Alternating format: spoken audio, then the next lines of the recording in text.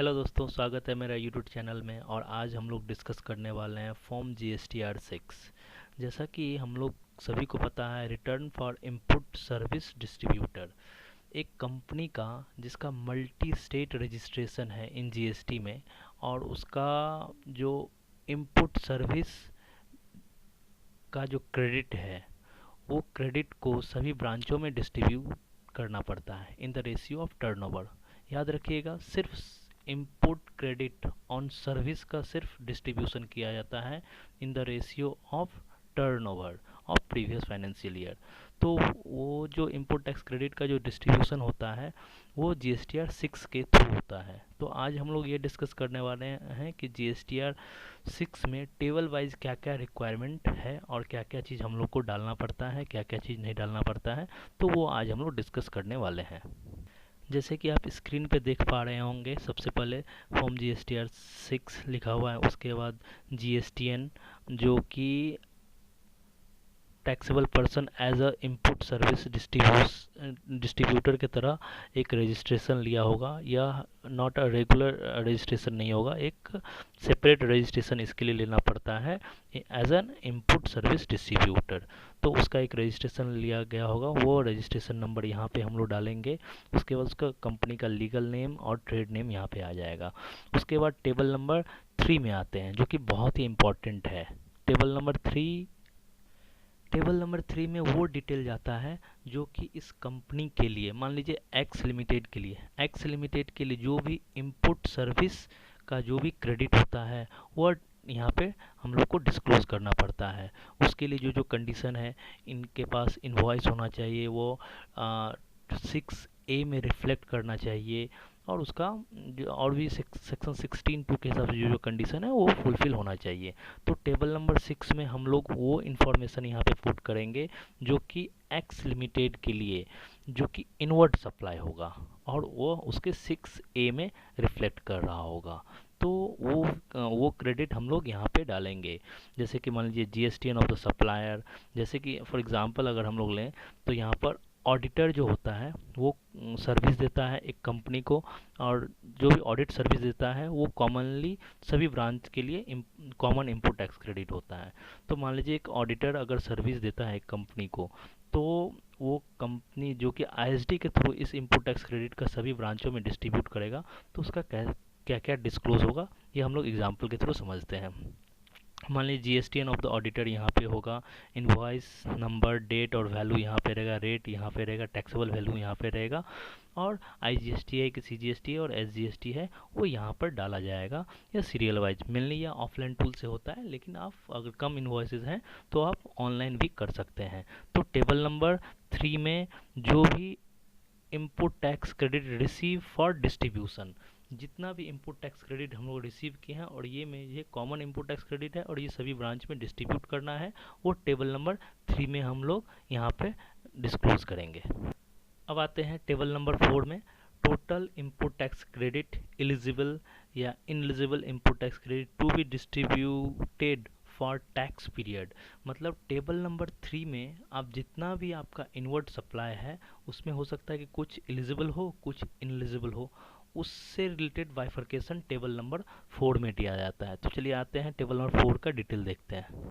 ये है table number 4। Table number 4 में total input tax credit available for distribution, मान लीजिए ऑडिट फीस जितना भी था 100 रुपये का था, तो 100 रुपये हम लोग यहाँ पे डाल देंगे। और amount of eligible input tax credit, जो कि मान ली एक बार के लिए हम लोग मानते हैं टोटल ही मेरा एलिजिबल इनपुट टैक्स क्रेडिट है, तो वहाँ पर हम लोग ये डाल देंगे। और इनएलिजिबल इनपुट टैक्स क्रेडिट कुछ भी नहीं है तो यहाँ पे वो हम लोग 0 डाल देंगे। यहाँ पर कुछ भी डालने की ज़रूरत नहीं, मतलब कुछ है ही नहीं तो 0 डाल देंगे। उसके बाद हम लोग आएंगे टेबल नंबर 5 में, distribution of input tax credit reported in table number 4। Table number 4 में जो एलिजिबल इनपुट टैक्स क्रेडिट है उसका डिस्ट्रीब्यूशन यहाँ पे टेबल नंबर 5 में किया जाता है। अब टेबल नंबर 5 में कैसे करेंगे, GSTN ऑफ द ब्रांच या स्टेट का जो GSTN रहेगा वो यहाँ पे हम लोग डालेंगे। ISD का इनवॉइस मीन्स जो एक एक्स लिमिटेड था वो अपने ब्रांच पे जो इनवॉइस आईएसडी का इनवॉइस रेज करेगा वो यहाँ पे डालना है, कितना इनवॉइस नंबर है, इनवॉइस का डेट कितना है और कितना input tax credit distribution of ITC by ISD, कितना वो ब्रांचेस को कितना क्रेडिट डिस्ट्रीब्यूट कर रहा है वो यहाँ पे आएगा।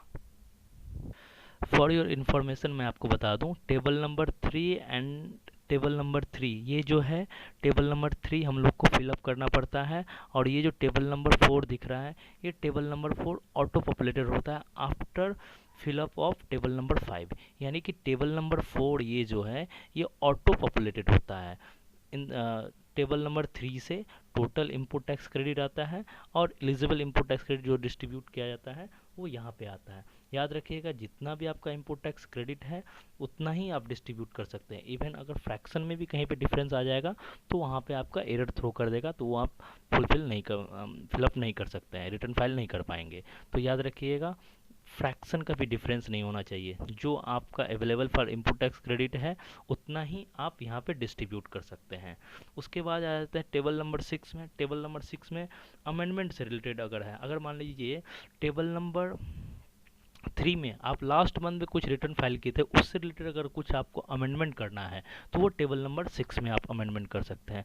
जैसे कि ये देख सकते हैं टेबल नंबर 6 का ये सभी डिटेल्स रिक्वायर्ड है जो कि हम लोग को करना पड़ता है, जैसे कि ओरिजिनल डिटेल और डिवाइस डिटेल। यहाँ पे ओरिजिनल डिटेल और डिवाइस डिटेल यहाँ पे हम लोग कर सकते हैं। जैसे कि मान लीजिए GST of the supplier, invoice number, date या जीएसटी ऑफ द सप्लायर और डेबिट नोट, क्रेडिट नोट या इनवॉइसेस कुछ है तो उससे रिलेटेड अब डिवाइस जो भी रहेगा वो GST of the supplier, invoice, rate, taxable value और अमाउंट यहाँ पे हम लोग डाल सकते हैं। उसके बाद आ जाते हैं टेबल नंबर 7 में।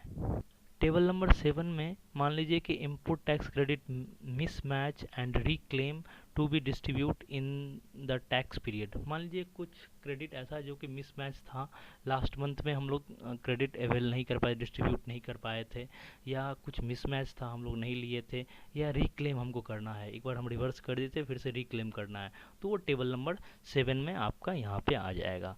टेबल नंबर 8 में distribution of input tax credit reported in table number 6 and 7। 6 और 7 से रिलेटेड जो भी इंफॉर्मेशन है वो टेबल नंबर 8 में डिस्ट्रीब्यूशन किया है, यानी कि मान लीजिए टेबल नंबर 3 से रिलेटेड जो भी अमेंडमेंट आपको करना है टेबल नंबर 6 में करना होगा, टेबल नंबर 5 से रिलेटेड जो भी अमेंडमेंट करना है वो टेबल नंबर 8 में करना होगा, और जो टेबल नंबर 5 का काम है वो टेबल नंबर 7 इस केस में अमेंडमेंट के केसेस में करेगा। तो ये हम लोग को ध्यान देने वाली बात है। टेबल नंबर 9 में आ जाते हैं जो कि redistribution of the input tax credit distributed to a wrong recipient. मान लीजिए किसी को हम 10 रुपये करना चाहते हैं, उसे हम 12 रुपये डिस्ट्रीब्यूट कर दिए हैं, तो उससे रिलेटेड जो भी एडजस्टमेंट होगा वो टेबल नंबर 9 में हम लोग को करना पड़ता है।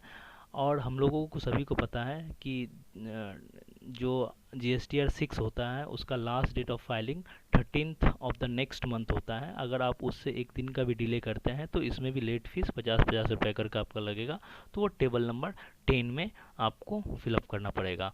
अगर मान लीजिए कुछ आप अमाउंट एक्सेस अमाउंट अगर आप इलेक्ट्रॉनिक कैश लेजर में डाल दिए हैं तो उससे रिलेटेड अगर रिफंड कुछ क्लेम किए हैं तो वो टेबल नंबर 11 में डाला जाएगा। तो इस तरह से आज हम लोगों ने देखा कि GSTR 6 टेबल वाइज क्या क्या इन्फॉर्मेशन हम लोग को रिक्वायर्ड है भरने के लिए। तो होप कि ये वीडियो आपको लोगों को पसंद आया होगा। आप मेरे चैनल को सब्सक्राइब कर लीजिए इसी तरह का नया नया वीडियो देखने के लिए। Thank you.